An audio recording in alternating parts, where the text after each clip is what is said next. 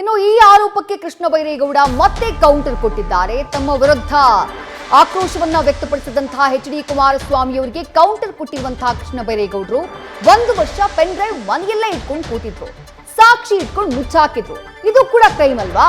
ಇದನ್ನ ಯಾರು ಕೇಳ್ತಿಲ್ಲ, ಯಾಕೆ ನೀವು ಅಂತ ಹೇಳಿ ಪ್ರಶ್ನೆ ಮಾಡಿದ್ದಾರೆ.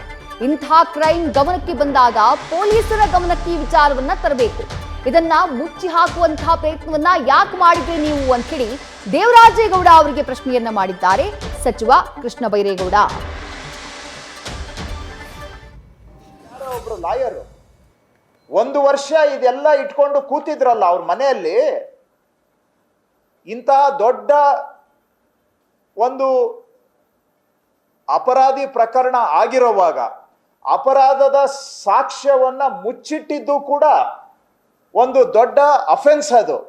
ಅದನ್ನ ಯಾರು ಕೇಳ್ತಾ ಇಲ್ಲ. ಯಾಕೆ ನೀವು ಯಾಕ್ರಿ 1 ವರ್ಷ ನೀವು ಈ ಸಾಕ್ಷಿನ ಇಟ್ಕೊಂಡು ಮುಚ್ಚಾಕಿದ್ರಲ್ಲ, ನಿಮ್ ಗಮನದಲ್ಲಿ ಇದ್ರೂ ಕೂಡ, ನಿಮ್ಗೆ ಇದೆಲ್ಲ ದೃಶ್ಯಗಳು ನಿಮ್ ಕೈಯಲ್ಲಿ ಕೂಡ 1 ವರ್ಷ ಇಟ್ಕೊಂಡಿದ್ರಲ್ಲ ನಿಮ್ ಮನೆಯಲ್ಲಿ.